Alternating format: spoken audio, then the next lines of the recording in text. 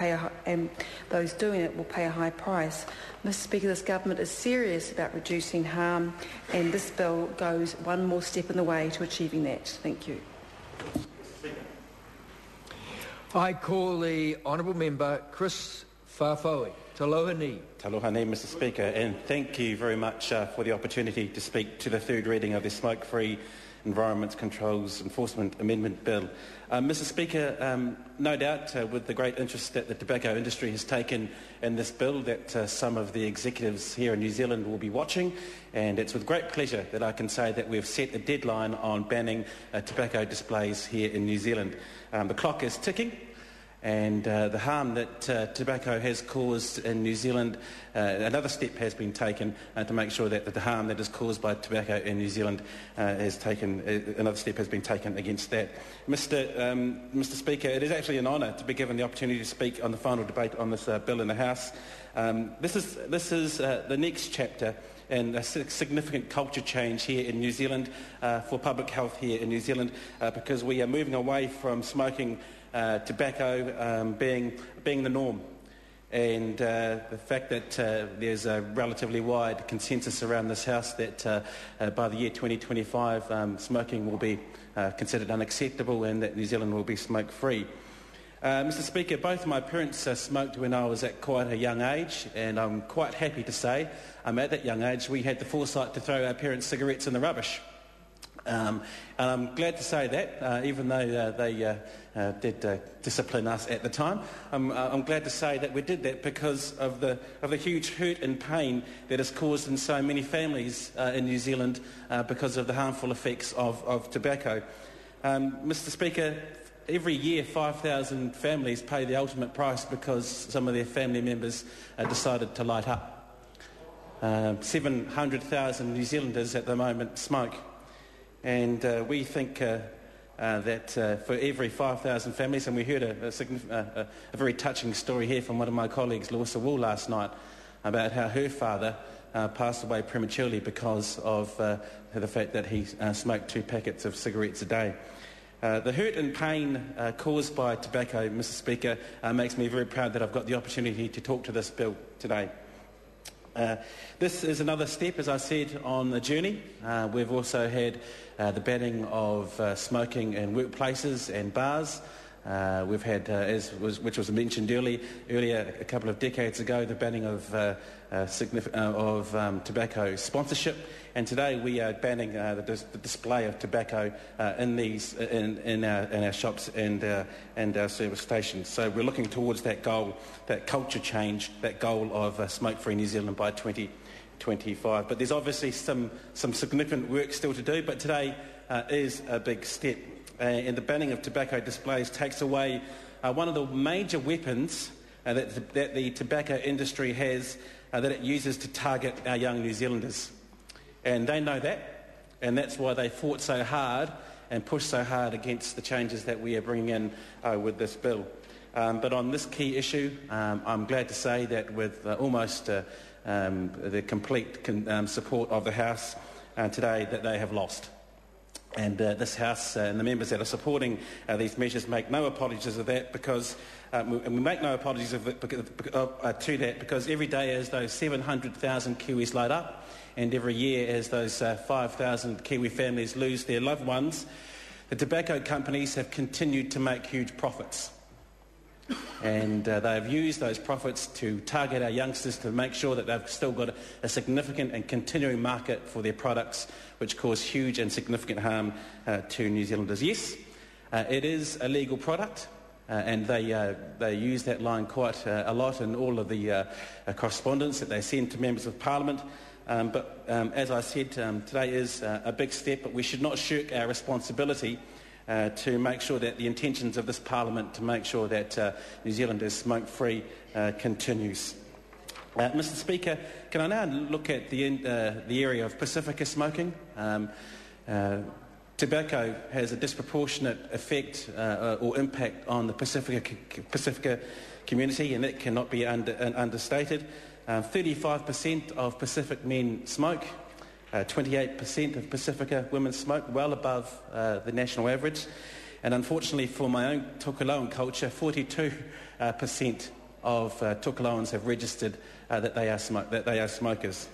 So can I first of all congratulate a lot of the Pacifica health watchdogs that have made a significant contribution to the submissions to this bill in the House. And can I just make particular reference to one organisation, Tala Pacifica, and I've made reference to them in earlier contributions to this bill, and to the submission made by the program manager, Stephanie Eric. And in their submission, Tala Pacifica point out some of these concerns around disproportionate effect on Pacifica people, causing premature death, disease and illnesses caused by cigarette smoking, because of around a third of Pacifica people smoking in New Zealand. They also went on to say that addressing the issues of tobacco accessibility to youth at risk populations in New Zealand is a major step towards protecting current and future generations who would have otherwise been vulnerable to the deadly and addictive tobacco products that currently enjoy prominent promotion in retail settings across the country.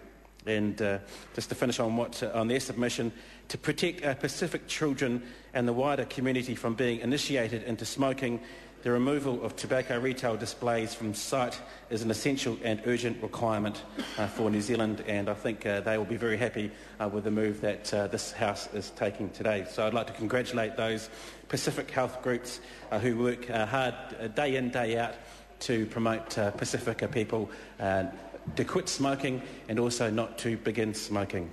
Can I also take this opportunity to acknowledge the leadership of the Minister in charge of this bill, the Honourable Tariana Turia. This is a significant step for New Zealand, Minister, so I thank you for making sure that this has become a priority on behalf of Pacific people. Mr Speaker, as I mentioned earlier, we've had, first of all, the banning of sponsorship. Now we have, and then not so long ago we had the banning of smoking in bars and workplaces, and now soon we will have a complete ban on tobacco displays in our shops. But as a number of members on this side of the House have mentioned, we want to know where we're going, what the next steps are, and we've also alluded to what we think those are, and we think there will be relatively widespread support around plain packaging. We know that across the ditch that jurisdiction has moved towards plain packaging, and I for one completely and utterly support that, and also around the use of vending machines, which we believe are used in a way to target casual smokers. Mr Speaker, can I also take this opportunity to thank those many people who submitted, those for and against this bill. I found some of the stories inspirational. There are a number of stories, personal stories who came to the Health Select Committee around their support for this bill of people who lost loved ones. And I also found some submissions, not surprisingly, from retailers and the tobacco industry and those bodies aligned to the tobacco industry, infuriating. There was one particular submitter who was a retailer. I think he was in Dunedin, and I think Kevin Haig has already mentioned him before, who assessed that he thought he sold around $150,000 worth of tobacco each week, which is a significant amount. I'm not sure around the accuracy of that claim. This man had been in his community for some time as a tobacconist and claimed he got to know some of his customers very well. They became close friends. And upon questioning as to whether or not he knew his customers well enough to know whether or not they wanted to quit, he told us he knew that 70% of them definitely did. But despite him knowing that, he continued to sell for them for years. So I think that in that respect, that retailer needs to take a little bit more responsibility into how he targets his customers. Mr Speaker, we are in a political setting, and this is an election year, and so we all know the power of marketing, and the tobacco companies know that, and that's why they've pumped a significant amount of money to try and make sure this bill did not happen. Especially because they know that they can use those marketing employees to ensure that they to continue to have a significant market into the future. And it's been amazing to see, because I'm a non-smoker, to listen to some of the loopholes that the tobacco companies will try and get through, and any slither of light that they can use to make sure that they can continue to sell and continue to market their products to young New Zealanders. Can I take this opportunity, because I know I'm running short of time, to thank the officials, some of who are in the press, in the gallery, sorry, not up there, in the public gallery today, for the significant amount of assistance that they gave the Health Select Committee. I came into the Health Select Committee part way through the process, but getting my head around some of the issues in this bill was certainly helped by some of the officials that helped us out during our consideration of the bill.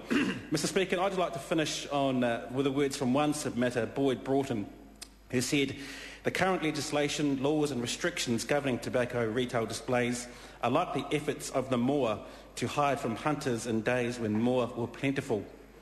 Due to their size, elaborate colouring and sheer numbers, they are easily seen. Let us hope tobacco retail displays future mirrors not only their ability to be seen, but also their fate." Mr Speaker, it's an absolute pleasure to support this bill.